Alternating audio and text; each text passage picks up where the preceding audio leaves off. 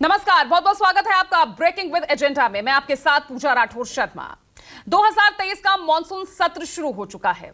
Monsoon सत्र के शुरू के 2 दिन हंगामे की भेंट चढ़ गए।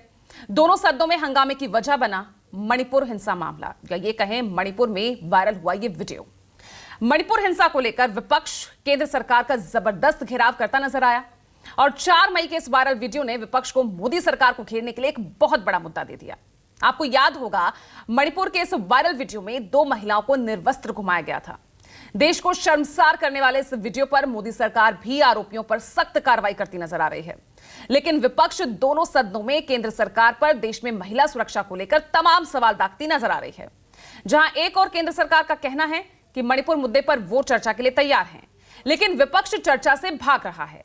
वहीं दूसरी ओर विपक्ष का यह आरोप है कि केंद्र सरकार इस मुद्दे पर चर्चा ही नहीं करना चाहती। अब पक्ष और विपक्ष के आरोपों में इन छींटाकशी से दोनों ही सदन सोमवार तक के लिए स्थगित कर दिए गए।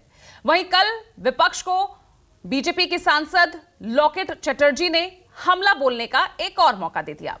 दरअसल मणिपुर हिंसा पर एक प्रेस कॉन्फ्रेंस में बोलते बोलते लॉकेट चटर्जी के आंसू निकल आए, जिसे विपक्ष घड़ियाली आंसू बता रहा है। वहीं मणिपुर हिंसा पर राजस्थान सरकार के मंत्री राजेंद्र गुढ़ा को विधानसभा में सच बोलने की सजा मिली।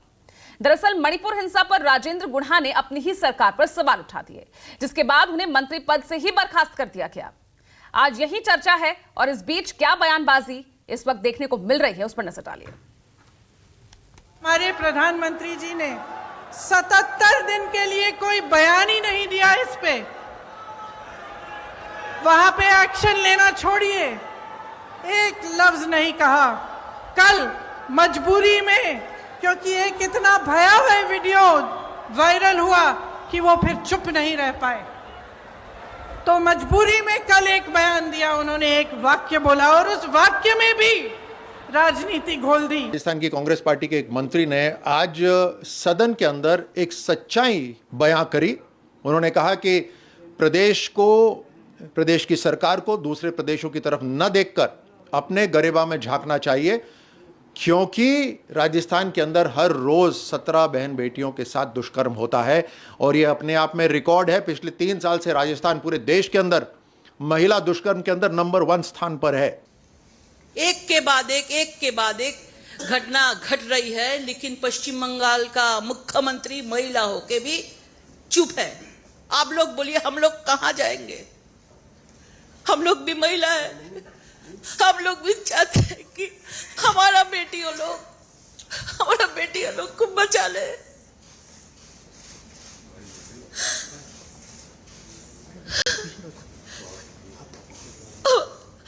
हम लोग भी देश का बेटी है, मणिपुर का भी देश का बेटी है।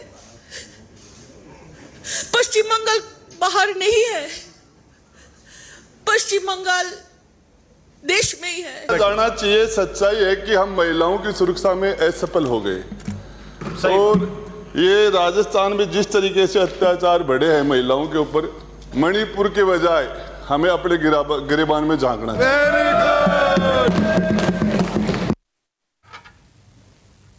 तो चलिए, आज चर्चा का विषय यही है, किस तरह से जो मणिपुर की शर्मसार करने वाली जो वीडियो सामने आई है, उस पर हर राज्य को शोक संतृप्त होना चाहिए, उस पर बात करनी चाहिए, उस पर चर्चा सदन में करनी चाहिए, लेकिन वो हो नहीं रहा। लेकिन क्या हो रहा है, उस पर जमकर सियासत, और उसके बाद जब कोई आवाज उठाए तो किस तरह से उसकी आवाज को बंद किया जाता है, ये हम लगातार अब देख रहे हैं।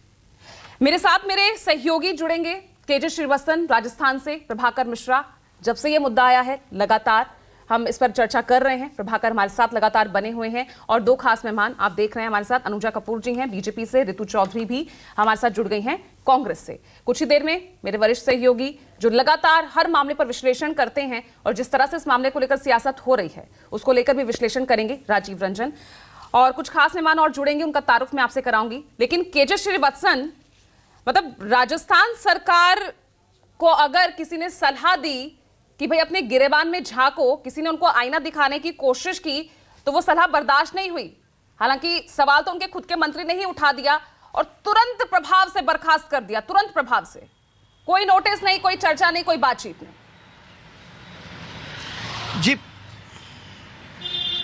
जी पूजा, देखिए इसमें 2 बातें आपको ध्यान देनी पड़ेगी। पहला तो मंत्री ने वही बोला जो एनसीआर किसी के आंकड़े सामने आए थे महिला उत्पीड़न को लेकर, जिसे लेकर विपक्ष लगातार सड़क और विधानसभा में सरकार को घेरने की कोशिश कर रहा था।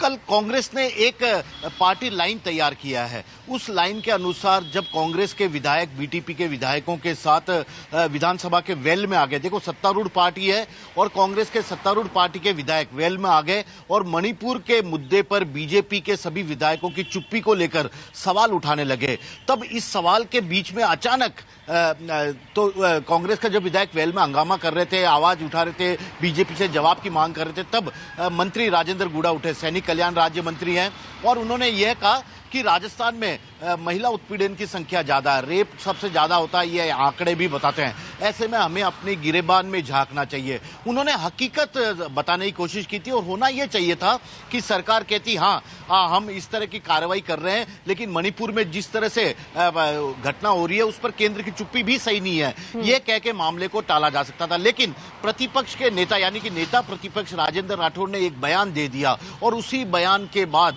से यह पूरा मामला तूल पकड़ने लगा और प्रतिपक्ष के नेता की तौर से कहा गया था कि यदि कोई मंत्री किसी बात को बोलता है सदन में, इसका मतलब है कि पूरी सरकार की तरफ से वह बात कही गई है, यानी कि सरकार ने मान लिया है कि राजस्थान में रेप की घटनाएं हो रही है, महिला उत्पीड़न की घटनाएं लगातार बढ़ती जा रही है। बस यही एक बयान ने तूल पकड़ लिया और लगातार राजस्थान से लेकर यानी कि जयपुर से लेकर दिल्ली तक कांग्रेस की फजीयत भी होने लगी इस पूरे मामले पर, क्योंकि कांग्रेस के नेता लगातार एक बड़े मुद्दे की तलाश में थे केंद्र की सरकार के खिलाफ, मोदी सरकार के खिलाफ, और जब उन्हें बैठे बैठा एक बड़ा मुद्दा मिल रहा था ये मणिपुर का, और उस पर पार्टी काफी आक्रामक रुख भी अपना चुकी थी, पार्टी लाइन भी तय हो चुकी थी कि किस तरह से पार्टी के तमाम नेताओं को इस पर बोलना है, तब एक मंत्री का कोई अलग ही नजरिए से जवाब सरकार की तो किरकिरी कर ही रहा था, पार्टी के को लेकर भी कई सारे सवाल खड़े कर रहा था, और यही कारण था कि अशोक गहलोत पर लगातार दबाव बनने लग गया कि इन मंत्री के खिलाफ कार्रवाई की जाए। लेकिन एक हकीकत समझनी होगी कि साल 2020 में जब अशोक गहलोत के खिलाफ के सरकार पर राजनीतिक संकट आया था, तो बहुजन समाज पार्टी के अपने 6 साथियों के साथ यही राजेंद्र गुड़ा विधायक थे जो कि कांग्रेस में मर्ज हो गए। पूरे के पूरे 6 विधायक आए और सरकार अशोक गहलोत की बच गई। अब राजेंद्र गुड़ा से कल जब हमने बात की थी देर रात को, तो न्यूज 24 से एक्सक्लूसिव बातचीत में उन्होंने कहा कि दूध में मक्खी की तरह उन्हें निकालकर फेंक दिया गया, क्योंकि सरकार आम जनता की बात सुन नहीं रही है। अब चुनाव आने को अब कुछ ही महीने बाकी है, राजस्थान में इस साल के आखिर में चुनाव है, आचार संहिता लग जाएगी, जनता पूछेगी कि महिला अत्याचार से जुड़े मामले पर आपने सदन में क्यों नहीं बोला। तो मैंने एक तो जनप्रतिनिधि के हिसाब से ही सरकार को हकीकत से रूबरू कराने की कोशिश की, लेकिन मुझे उस सच बोलने की सजा मिली। तो इसके 2 एंगल अलग अलग हो सकते हैं। एक तो पार्टी लाइन से हटकर यदि कोई विधायक अपनी मर्जी से किसी का बयान देता है, कोई मंत्री बयान देता है, तो किस तरह का हश्र सामने आ सकता है, और दूसरा एंगल यह है कि मंत्री होकर भी उन्होंने सरकार के खिलाफत की है और विपक्ष को घेरने की बजाय अपनी ही सरकार को घेरने की कोशिश की है। हालांकि महिला अत्याचार को लेकर कांग्रेस के कई विधायक कई बार सवाल उठा चुके हैं।